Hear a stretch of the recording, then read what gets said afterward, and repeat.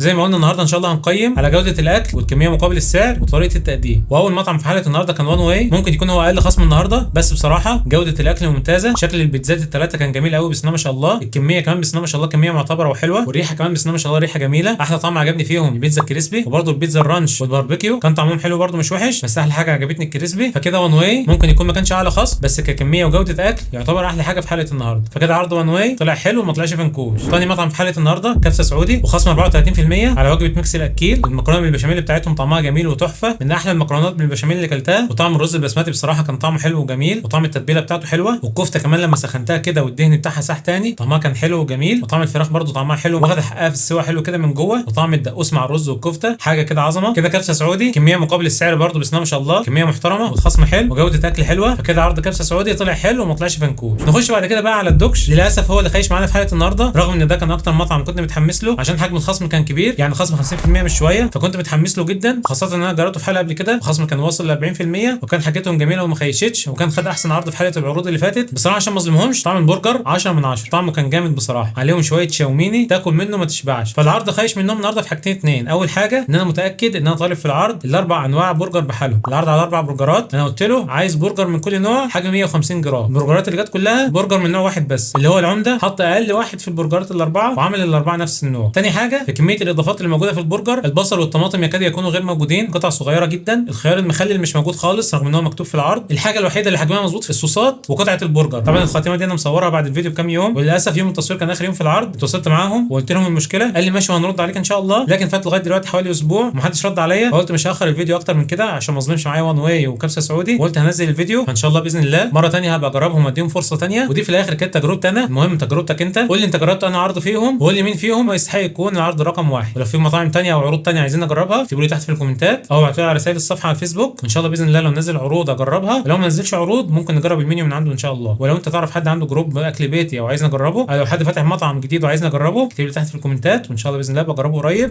صل على محمد، صل على محمد، صل على محمد، صل على محمد، صل على محمد، صل على محمد.